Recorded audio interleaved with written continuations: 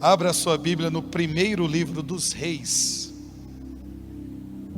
Primeiro livro dos Reis, capítulo 19, versículo também 19. O tema da pregação é o preço da unção.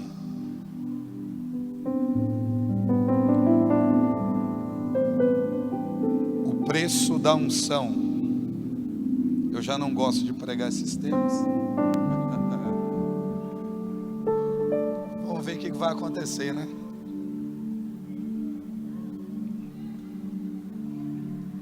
O preço da unção.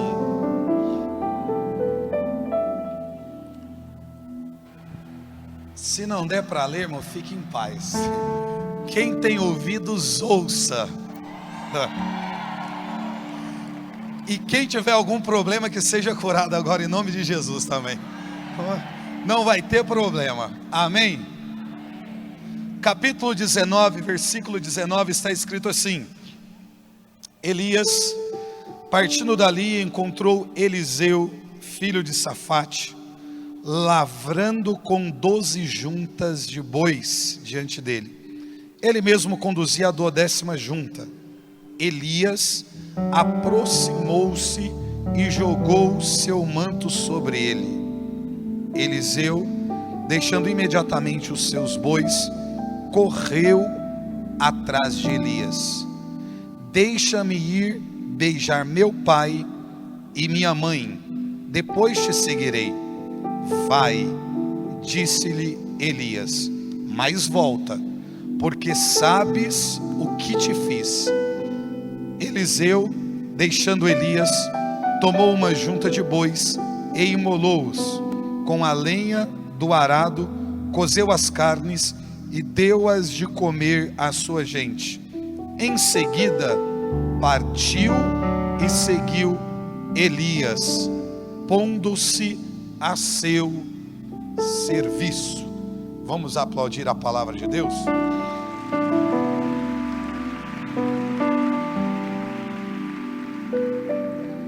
Nós estamos diante da vida de dois grandes profetas, Elias e aquele que é o seu sucessor, o profeta Eliseu. Elias não se sabe muito a seu respeito, acerca da sua vida, antes do seu chamado, antes da sua vocação. Quando estudamos, por exemplo, a vida do apóstolo Paulo, muito se sabe sobre Paulo, antes daquele encontro com o Senhor no caminho para Damasco. E muitos homens de Deus, como Moisés também, muito se sabe antes daquele episódio de Êxodo, capítulo 3, onde ele está diante daquela sarça. E até mesmo estudando a história sobre Abraão, muito se sabe antes de Gênesis capítulo 12, onde fala sobre esse chamado na vida de Abraão. Quando olhamos para a vida dos grandes homens e das mulheres de Deus, sempre conseguimos fazer um paralelo entre o antes e o depois. Normalmente antes do chamado, nós vemos pessoas com coração distante de Deus, com vida que muitas vezes ofende ao coração de Deus, vivendo muitas vezes no egoísmo, nas suas situações, amparado nas suas convicções. Mas a partir de um chamado, eles começam a cumprir a vocação a qual Deus os chama, os investe. Elias não se sabe muito sobre a vida dele. A Bíblia diz que ele era um tesbita da região de Galaade. Não se dá muita informação sobre como viveu Elias, qual era o seu comportamento, quais as coisas que Elias fez, os feitos, ou até mesmo aquilo que ele fez, que porventura poderia desagradar a Deus. Nos dá a sensação, lendo a Bíblia Sagrada, que Elias aparece nos textos bíblicos, porque quando começa a falar sobre ele, só diz isso: Elias, o tesbita, habitante da região de Galaade. Não se sabe muito a seu respeito antes, mas a história que Elias constrói a partir desse contato com Deus é uma coisa extraordinária. Ele é aquele que se coloca a serviço do Senhor. é aquele que tem um desejo no seu interior de buscar cada vez mais intimidade com Deus. E a partir dessa intimidade, a partir dessa busca, desse conhecimento de Deus, Deus começa a usá-lo de maneira poderosa.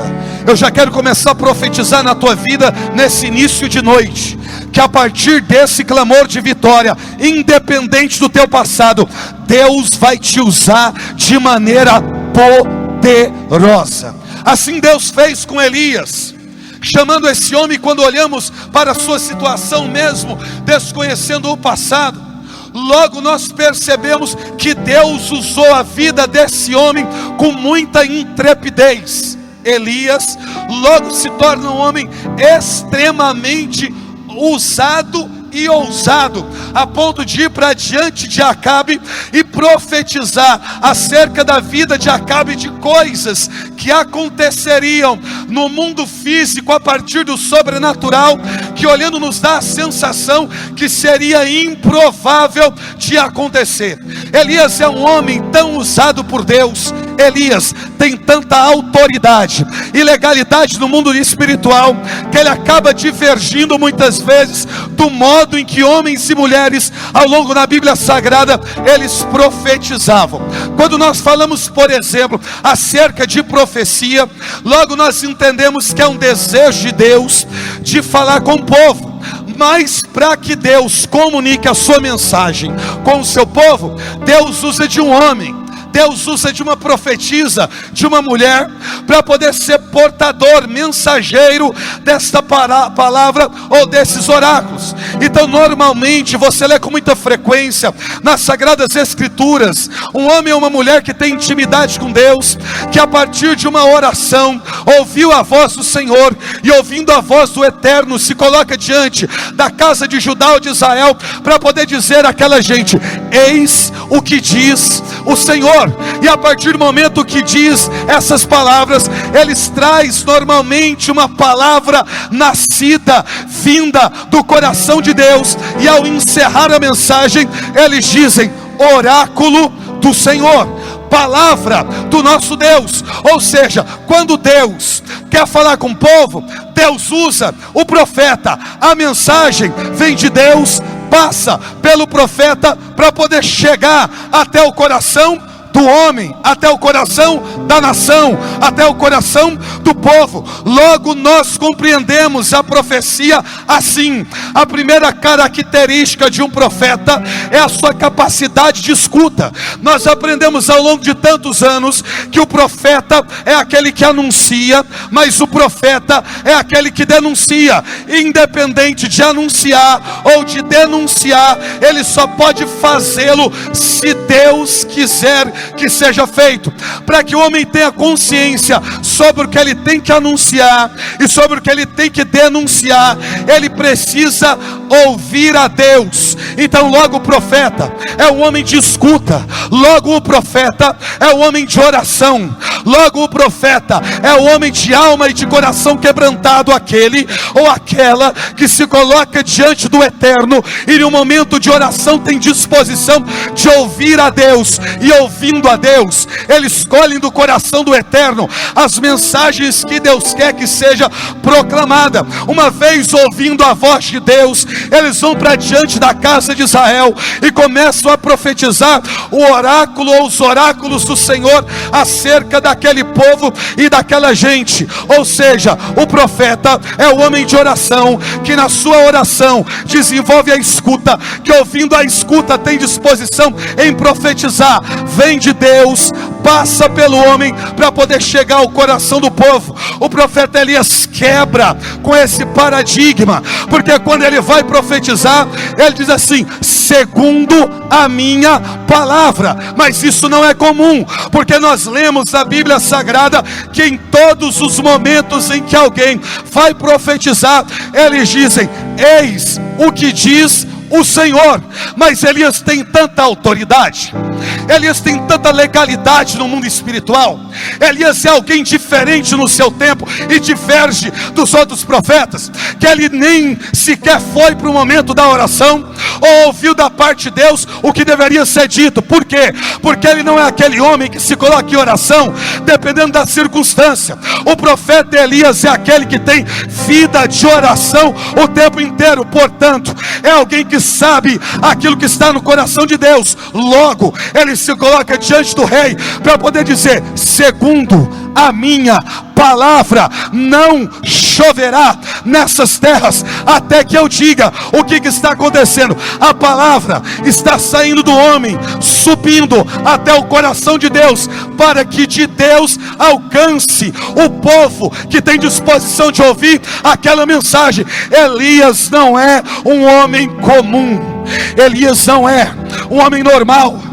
Elias é uma figura espiritual que compreende aquilo que Deus tem, que tem intimidade com Deus a quem ele serve. Nós olhamos ao longo de todo o texto sagrado, primeiro livro dos Reis, segundo livro dos Reis, a maneira com que Deus vai usando esse homem, a autoridade que ele coloca nas mensagens que saem de Deus, ou aquilo que o próprio profeta ele quer dizer acerca do povo. É o homem da intimidade. Elias é o homem da busca, é o homem do desejo ardente no seu coração. É esse homem que Deus escolheu, esse homem que apareceu nas Sagradas Escrituras para poder fazer a diferença. Aonde Elias passava, ele vivia cercado de pessoas, jovens se aproximavam de Elias para poder aprender com Elias acerca das coisas espirituais. Aquilo que me encanta na Sagrada Escritura é ver os filhos dos profetas, é ver a juventude daquela época olhando para o profeta Elias e entendendo: aí está alguém que serve-nos como uma referência, aí está alguém que compensa segui-lo, aí está alguém em quem nós temos disposição de sentar para poder ouvi-lo. Tudo que Elias fazia, ele fazia sendo observado por um grupo de homens que tinham desejo de ter essa mesma espiritualidade, essa mesma busca. Eles ficavam se perguntando: como Elias é usado por Deus nessas proporções? O que foi que Elias fez? De onde Elias veio? Qual é o nível da sua intimidade? Mas quem é esse homem? E nesta coisa de querer descobrir acerca da espiritualidade de Elias, eles observavam o profeta Elias acerca de tudo aquilo que Elias estava fazendo. Elias se torna também responsável pela escola dos profetas daquele tempo, algo que vai nascer com Samuel, depois que vai ser dado sequência por Elias e posteriormente pelo profeta Eliseu. Mas o profeta Elias aqui, ele é alguém que tem um grupo de jovens que o observa o tempo inteiro e tem o desejo no seu coração de ser como Elias. Gente, você conhece um homem de Deus? Você conhece uma mulher de Deus? Eu estou perguntando se você conhece um homem de Deus, se você conhece uma mulher de Deus. Mas quando eu estou dizendo isso, eu não estou dizendo se você conhece alguém que tem 10, 15, 20, 30 ou 40 anos de vida na igreja. Não, não é isso. Quando eu digo se você conhece um homem de Deus ou uma mulher de Deus, eu não estou perguntando se você conhece alguém que conhece Bíblia de Gênesis ao Apocalipse, de Apocalipse a Gênesis. Não. Quando eu pergunto se você conhece alguém de Deus, um homem ou uma mulher de Deus, eu não estou perguntando se você conhece alguém que conhece todos os documentos da igreja e sabe de cor a vida de todos os santos. Não é isso que eu estou te perguntando. Quando eu pergunto se você conhece o homem de Deus, Eu não estou perguntando se você conhece alguém que canta, alguém que toca, alguém que prega, alguém que intercede, ou uma liderança espiritual na igreja. Não é isso que eu estou te perguntando. Eu estou perguntando se durante o tempo de vida que você tem e o tempo de caminhada que você tem, você já conheceu um homem de Deus. Charles, o que é um homem de Deus? O homem de Deus é aquele que tem vida de oração. O homem de Deus é aquele que ouve a voz do Eterno. E aonde o homem de Deus chega, aonde uma mulher de Deus chega, o ambiente já não é mais o mesmo. O homem de Deus, a mulher de Deus, provoca em nós sentimentos e sensações que muitas vezes abraçam o nosso coração. O homem de Deus e uma mulher de Deus muda a atmosfera, nos faz sair da naturalidade, da mediocridade, para coisas espirituais elevadíssimas. Eu não sei se você conhece um homem de Deus, eu não sei se você conhece uma mulher de Deus. O homem de Deus é aquele que fala e as coisas acontecem. O homem de Deus é aquele que pede e o Deus dos céus atende. Eu não sei se você conhece um homem de Deus, mas aquela geração teve a oportunidade, eles tiveram a graça de conhecer um homem de Deus, o profeta Elias. E qual era o desejo daquela gente? Qual era o desejo daquele povo? Nós queremos ser como ele é, nós queremos rezar como ele reza, queremos profetizar como ele profetiza e ter a intimidade que ele tem. E para poder sermos como ele é, o que é que nós precisamos fazer? Vamos atrás dele, vamos ficar na escola dos profetas, vamos observá-lo, como é que ele reza, como é que ele fala com Deus, a posição que ele se utiliza quando profetiza, qual é o teu olhar, a sua visão, qual é a maneira com que ele se comporta. Eles queriam aprender com tudo acerca da vida de Elias, e nós aprendemos nas Sagradas Escrituras que se ensina muito mais pela atitude, pelo comportamento, do que pelas palavras. Então o interessante não é ver como Elias prega, o interessante é ver como ele se comporta diante de Deus, diante dele mesmo e diante dos homens.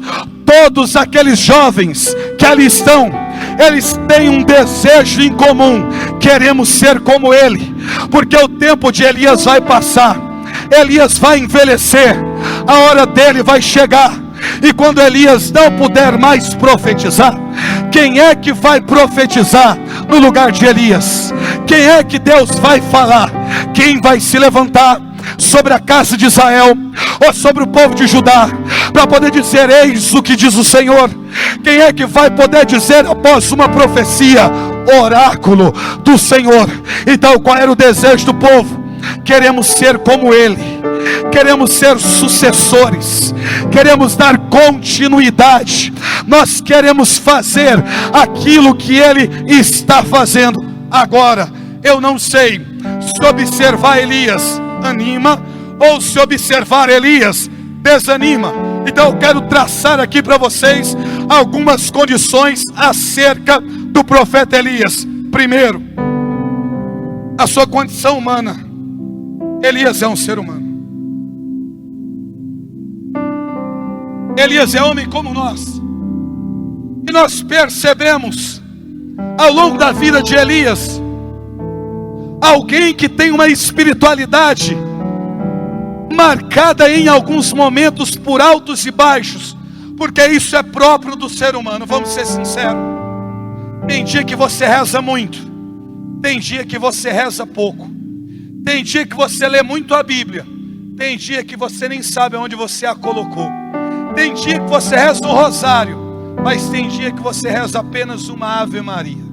Tem semana que você comunga os dias todos da semana, mas tem semana que você comunga só no domingo. Tem mês que você confessa toda semana, mas existem meses que você não confessa e não busca a Deus através do sacramento da reconciliação. Muitas vezes a nossa vida é marcada por altos e baixos. Muitas vezes você não vê problema em ir uma vigília, Mas de repente, quando você é chamado, bate o cansaço, tem serviço no outro dia, você está morto pelo trabalho e a fadiga do dia, que você não vai.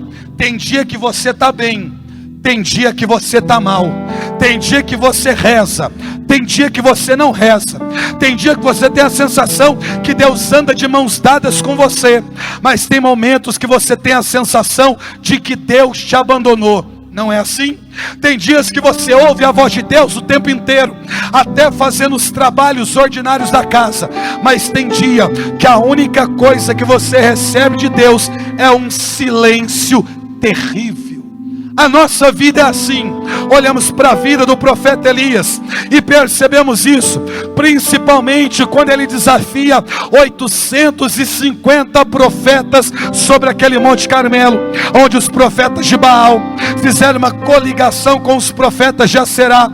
Então esse único homem, o profeta Elias, sobe o Monte Carmelo para poder desafiar naquele dia 850 homens. Quando nós vemos essa cena, nós percebemos aqui um Elias cheio de autoridade, um Elias cheio de coragem, um Elias cheio de intrepidez, homem de Deus, ousado. Como um homem só pode enfrentar um desafio contra 850 profetas? Elias fez, subiu a montanha e ainda disse: vou dar a vocês, conceder a vocês a oportunidade de começar o ritual. Façam as suas preces, clamem o Deus de vocês, e o Deus que responder com fogo será o Deus verdadeiro. Então, quando chega essa oportunidade, Elias se coloca a uma certa distância, e 850 profetas sobre o Monte Carmelo, aonde o altar foi preparado, aonde as pedras tinham sido colocadas, a madeira tinha sido colocada, a oferta tinha sido colocada. Eles começaram a clamar.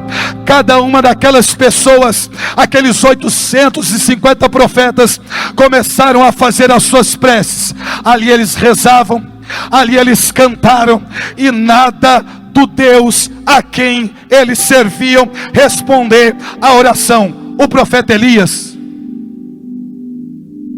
olhando para a situação, em um tom irônico disse: grite mais alto. Quem sabe o Deus de vocês não ouve direito, ele não ouve bem, então gritem. Eles começaram a gritar, não deu certo. Rezaram, não deu certo. Pediram, não deu certo. O tempo passou, não deu certo. Rasgaram as vestes, começaram a se flagelar, e não deu certo. Elias, olhando para tudo aquilo, a hora já era avançada, falou: gente, o negócio é o seguinte, chegou a minha vez. Ô Elias, chegou a minha vez. Dá licença, vamos fazer o seguinte: cave uma valeta mais profunda em torno do altar do sacrifício.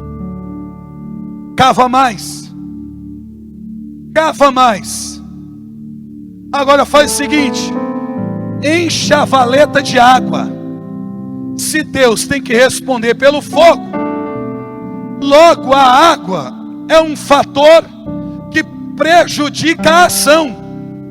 Enche a valeta de água. Mas vocês podem pensar que a valeta está cheia de água, mas será a madeira que vai pegar fogo. Faz o seguinte: encharquem as madeiras com água, molhem a valeta, encharquem a madeira, porque madeira molhada não pega fogo, e molhem a oferta. Então Elias se posicionou, levantou a cabeça ao Deus dos céus. Ele fez uma oração que dura na Bíblia de 7 a 8 segundos. Oh meu Deus. A questão não é o quanto nós rezamos, mas é a qualidade da oração que nós temos. Tem gente que reza o dia inteiro, mas não consegue nada de Deus. Tem gente que derruba uma lágrima e o céu se abre em favor dessa pessoa. É desse tipo de gente que eu estou falando. Elias fez uma oração que durou 8 segundos. 850 homens se flagelando com o altar seco não tiveram resposta, mas um único homem fez uma oração de 7 segundos. A Bíblia diz que o fogo desceu do céu e secou a valeta, fez pegar fogo na madeira e consumiu o sacrifício, e Deus respondeu com fogo a oração do profeta Elias. Quando todo mundo viu aquela cena, caiu de joelhos, e Elias pôde dizer: só o Senhor é Deus, só Ele é Deus, mais ninguém, só o Senhor é Deus. A gente pensa, um homem dessa estirpe, dessa envergadura, vai ter medo do quê? Ele vai ter medo do quê? Aí Jezabel, que é a princesa, esposa de Acabe, recebeu a notícia que os profetas foram passados a fio da espada. Sobrou ninguém. Ela disse: mande um recado para Elias. Eu não gosto de usar muito essa dinâmica, mas vou fazê-lo. Diga para essa pessoa que está do seu lado: cuidado com Jezabel. Não, assim é igual paulista, fala igual mineiro: cuidado com Jezabel. Está vendo como em Minas tudo é diferente? Cuidado com Jezabel. Jezabel mandou a notícia: juro por mim mesmo, ela dizendo, se amanhã nessa mesma hora eu não fizer com ele o que ele fez aos meus profetas. Mas está tranquilo. Se um homem enfrentou 850 homens sozinho, ele vai ter medo de uma mulher? Teve. Ele teve medo da princesa. Por que Elias teve medo? Porque Elias está sendo perseguido o tempo inteiro. Porque Elias toda hora tem que ficar fugindo, se mudando de lugar para lugar. Chega um momento que Elias está tão desesperado que ele acredita que ele é o único profeta que sobrou, que todo mundo morreu, que não tem mais ninguém. Sabe quando você é perseguido e parece que você já não aguenta mais, você está no seu limite? Oh, gente, eu sempre digo nas minhas pregações: Jesus não engana ninguém. Ele disse lá para os discípulos no Monte das Bem-aventuranças, no final delas: bem-aventurados sereis quando vos perseguirem, vos caluniarem e mentindo disserem falsamente todo mal contra vós por causa de mim. Alegrai-vos e exultai, porque será grande a vossa recompensa nos céus, pois assim fizeram com os profetas que vieram antes de vós. Todos nós seremos perseguidos, caluniados, porque deixa eu te dizer, Elias é um homem que recebeu de Deus uma unção extraordinária, mas a unção, que é um revestimento, uma capacitação que te qualifica a fazer aquilo que as pessoas que vivem na naturalidade não conseguem fazer, junto com a unção que o homem de Deus ou uma mulher de Deus recebe, vem as responsabilidades. E o problema está aí, porque a unção não serve só para pregar, a unção não serve só para cantar. Nossa, como o Fabiano canta bem, nossa, como os meninos tocam bem, nossa, como os pregadores pregam bem. A unção não é só para isso. A unção não é só para mover o céu. A unção não é só para poder atrair o sobrenatural, para poder fazer milagres que a medicina não explica. Não é só para isso. A unção, ela te prepara para suportar as dores, o isolamento, a perseguição, as críticas. Muitos dizem: eu quero ser profeta, mas quem quer ser perseguido? Porque qual profeta não foi? Ah, mas eu quero ser profeta, mas não quer ser rejeitado. Eu quero ser profeta, mas não quer apanhar. Eu quero ser profeta, mas não quero ser apedrejado. Eu quero ser profeta e não quero ser traído. Junto com o ministério profético vão vir todas essas coisas. Se você não quer perseguição, lágrima, abandono, isolamento, não deseje ser profeta. Deseje qualquer coisa, menos ser profeta. Porque até os profetas, como Elias, eles chegaram em um limite de um cansaço físico, espiritual, emocional, aonde eles tinham a sensação: eu não vou conseguir. E quando Jezabel manda a notícia, ele pensa: eu não aguento mais. Então Elias se coloca em quê? Em fuga. Eu não sei se ao longo da sua vida você já enfrentou um inimigo tão poderoso que você teve que fugir, ou se você viveu momentos na sua vida que você teve o desejo de morrer, de sumir, de desaparecer. Eu não sei com você, mas comigo já aconteceu. E não foram uma, duas ou três vezes, foram muitas. Então Elias se colocou em fuga e foi para o deserto. O cara é ameaçado de morte e foge para um lugar que não vai gerar nada. E teoricamente é um ambiente inóspito, seco, isolado, mas é para lá que ele vai. Achou uma arvorezinha, um junípero, deitou embaixo e fez uma oração que às vezes você fez embaixo do chuveiro, sozinha dentro do quarto, fechado dentro do seu carro, ou no ombro de um amigo, ou sozinho na capela da tua paróquia. Deus, eu não aguento mais. Todos me abandonaram. Os amigos foram embora.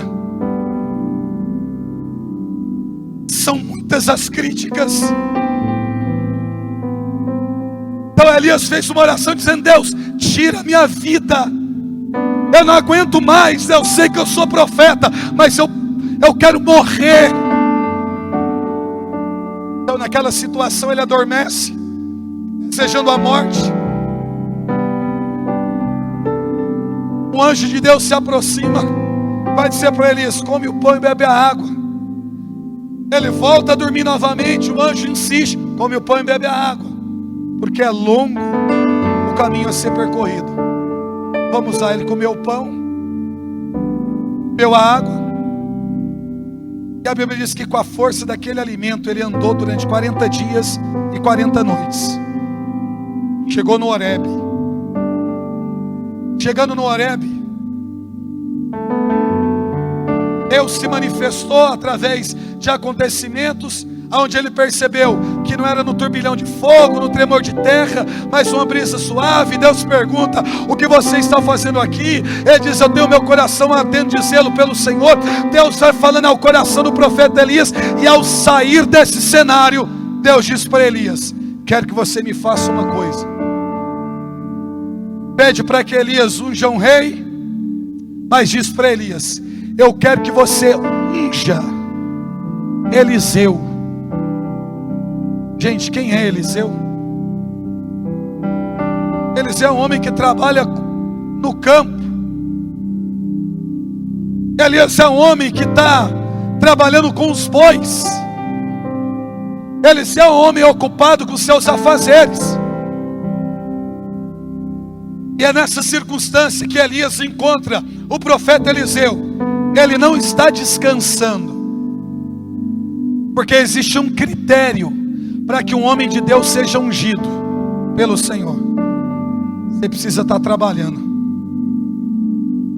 você precisa estar em movimento, Deus nunca usa e nem nunca vai usar gente preguiçosa, gente acomodada, gente paralisada, gente estagnada, pessoas que ficam murmurando a vida inteira. Deus não usa esse tipo de gente. Que tipo de gente Deus usa? O tipo de gente que tem disposição para trabalhar. Você pode ser fraco, incapaz, miserável, mas se você tem disposição, se prepara, Deus vai ungir você. Deus vai ungir você. O que nós precisamos é estar no trabalho. Ele estava no campo, Elias o viu, pegou o manto, jogou sobre ele,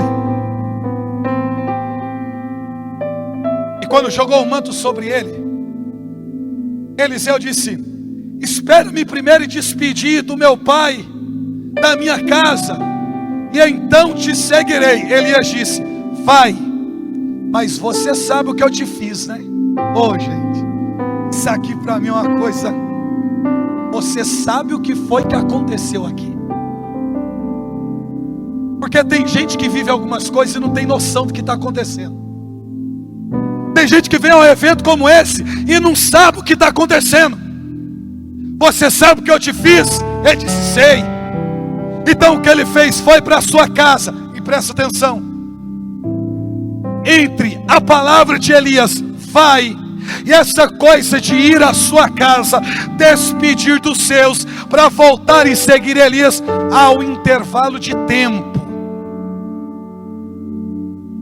Existem muitas pessoas, Fabiano, que sobre a vida delas foi lançada uma capa que as ungiu e as capacitaria para grandes feitos. Mas qual o problema de nunca terem conseguido fazer a obra de Deus? É porque enquanto foram despedir para voltar, no trajeto o demônio a seduziu.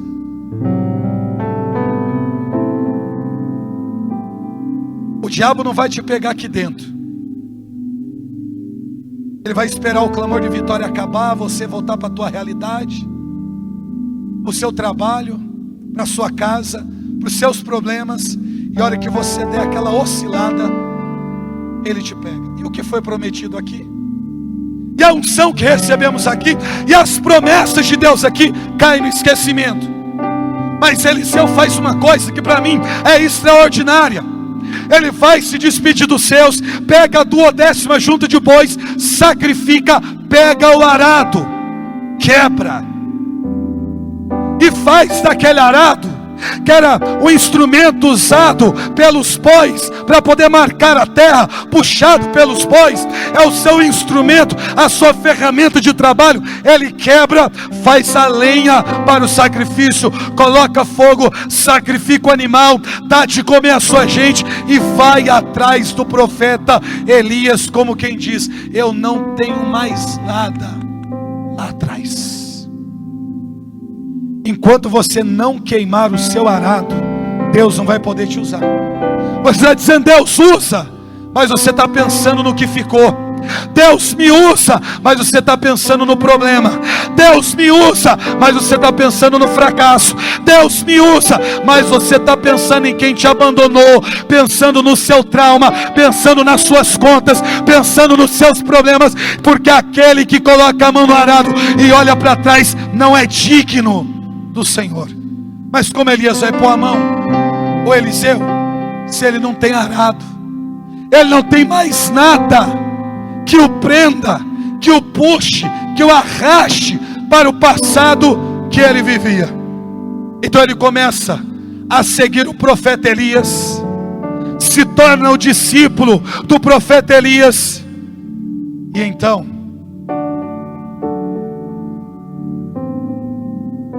Elias diz: meu filho, Deus me disse que eu serei levado. Deus me falou que eu serei arrebatado. E antes que isso aconteça, pede-me alguma coisa. Eliseu disse: eu sei o que quero. porque eu sei o significado da capa que pesou sobre os meus ombros lá atrás. Eu quero o dobro da unção que você tem. Só que ter o dobro da unção é também ter o dobro de problemas, é ter que enfrentar o dobro de perseguições, receber o dobro de calúnias. Eu penso, será que Eliseu sabe o que está pedindo? Sabe. Eu quero o dobro da tua unção. Elias olha e diz: rapaz, você me pediu uma coisa difícil, mas vamos fazer o seguinte: se na hora que eu for arrebatado, você estiver presente no momento e você enxergar a cena, aquilo que você pediu vai acontecer.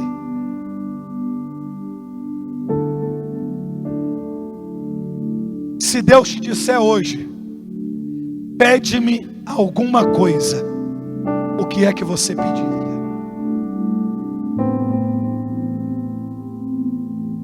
O que é que nós pediríamos? O que é que Eliseu quer? Eu quero o dobro da unção que está sobre a tua vida. Então chega um momento que o profeta Elias, ele precisa ir para Betel. Ele diz para Eliseu: meu filho, fica aqui, eu vou até Betel, daqui a pouco eu volto. Betel é a casa de Deus. Eliseu diz: não, pela minha vida, pelo Senhor, eu não te deixarei. Se você vai até Betel, eu também vou até Betel. Elias foi a Betel. Quem estava em Betel? Repita: Eliseu. Diga: Eliseu. Mais forte: Eliseu.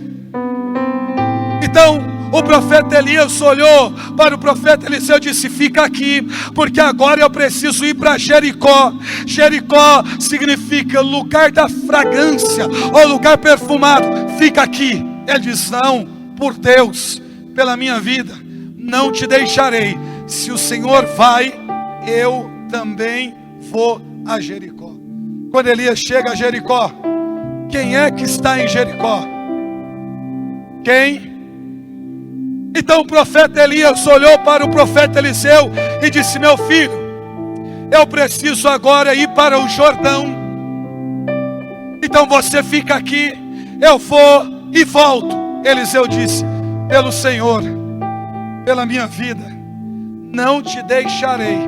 E quando Elias chega diante do Jordão, quem é que está junto com Elias? Quem? Só que ele precisa ir para o outro lado do rio. Então Eliseu pega o seu manto, a capa, bate aquela capa no Jordão, as águas se dividem. Elias passa. E quem é que vem passando junto? Eu. Elias chega do outro lado do Jordão. Quem está do outro lado do Jordão? E do outro lado do Jordão vem uma espécie de um turbilhão de fogo. Em algumas traduções, uma carruagem de fogo. E o profeta Elias começa a subir. E enquanto Elias sobe, quem está olhando Elias subir? Eliseu. Elias vai subindo, subindo, subindo. Eliseu olhando, olhando, olhando.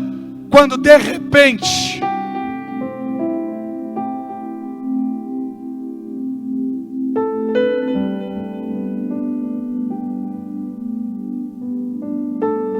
uma capa.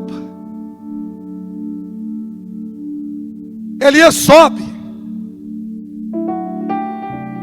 mas deixou cair alguma coisa.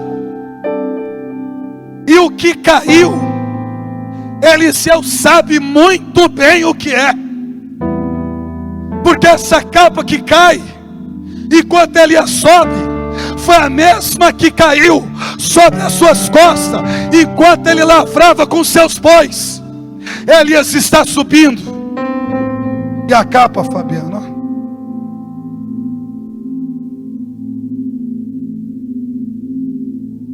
cai.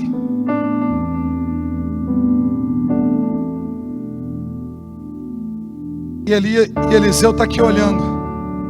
Elias já foi. A capa ficou. É a capa. A capa de Elias. Será que eu recebi de Deus aquilo que eu pedi? Vai lá, Eliseu, pega a capa.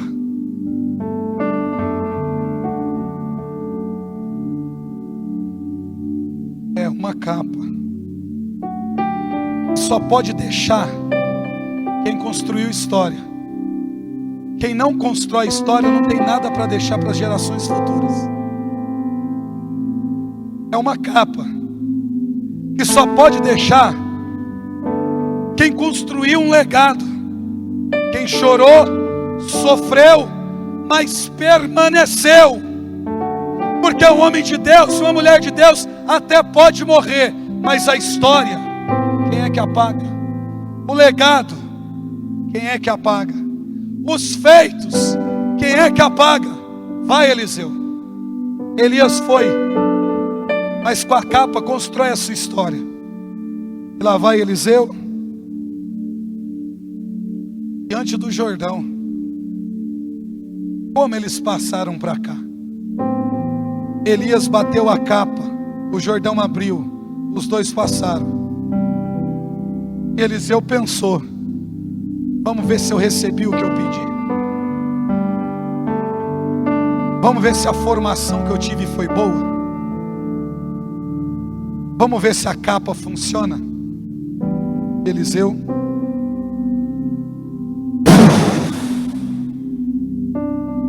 as águas. Ele vê no rio dividir a capa. Rapaz, funciona. Foi.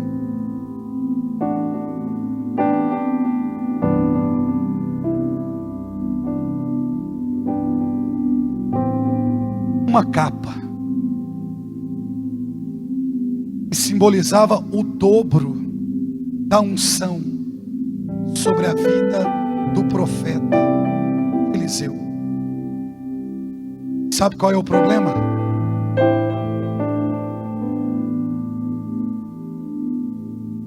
Nossa geração não tem coragem de pôr a mão na capa porque não quer sofrer. A nossa geração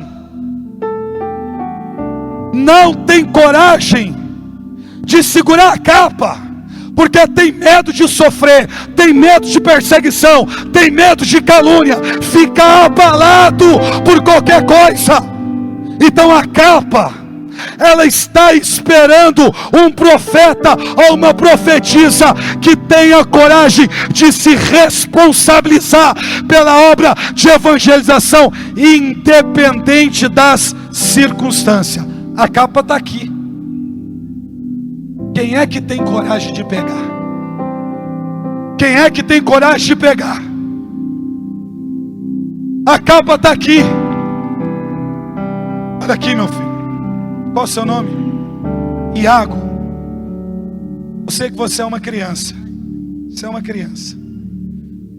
Mas você nunca vai se esquecer disso. Eu quero profetizar sobre a tua vida. E o dobro da unção que está sobre a minha vida estará sobre a tua vida. Você é uma criança, assim como Samuel no templo. Mas a unção de Deus irá te acompanhar aonde quer que você for. Você entendeu? É uma capa. Daqui. Quem é que tem coragem de pegar?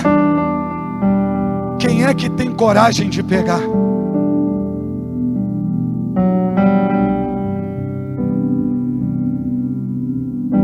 Não é só uma capa.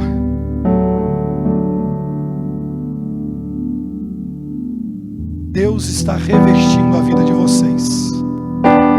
E a vida de vocês, porque se eu ficar nessa coisa de jogar a capa, a gente vai até amanhã. Deus está revestindo a vida de vocês de autoridade. Autoridade. Não tenha medo de receber aquilo que Deus tem reservado para a vida de vocês. O profeta Eliseu pegou aquela capa, o dobro da unção que estava sobre a vida do profeta Elias, agora está sobre a vida do profeta Eliseu. O profeta Eliseu, com o dobro da unção que recebeu de Elias, ele dividiu o rio Jordão. O profeta Eliseu, com o dobro da unção, ele purificou as águas de Jericó. O profeta Eliseu, com o dobro da unção, deu ordem a 2 ursas para castigarem os jovens zombadores. O profeta Eliseu, com o dobro da unção do profeta Elias, encheu as cisternas de água sem vento e nem chuva para matar a sede de um exército. O profeta Eliseu, com o dobro da unção, multiplicou o azeite da viúva. O profeta Eliseu profetizou a gravidez da sunamita. O profeta Eliseu, com o dobro da unção, ressuscitou o filho da sunamita. O profeta Eliseu, com o dobro da unção, purificou a sopa envenenada. O profeta Eliseu, com o dobro da unção, alimentou 100 homens com 20 pães. O profeta Eliseu, com o dobro da unção, curou a lepra de Naamã. O profeta Eliseu, com o dobro da unção, transferiu a lepra de Naamã para Gezi. O profeta Eliseu, com o dobro da unção, fez o machado flutuar.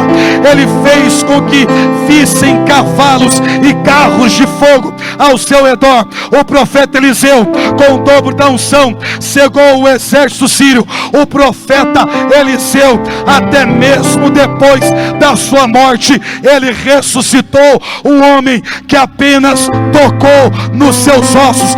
O profeta Eliseu construiu a sua história. Chegou o momento de você construir a sua. Elias está subindo, você vai me devolver, mas a capa está descendo.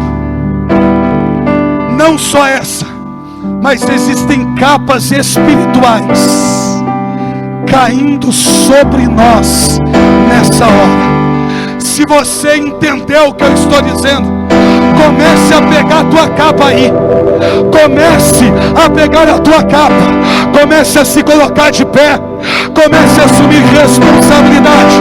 E comece a adorar, a clamar a presença de Deus nessa hora. Levante as tuas mãos. Aleluia. Eu não sei qual é o Rio Jordão que você tem que passar. Não sei. Eu não sei qual é o milagre que precisa acontecer. Eu não sei. Aquilo que eu sei é que Deus está te revestindo de autoridade.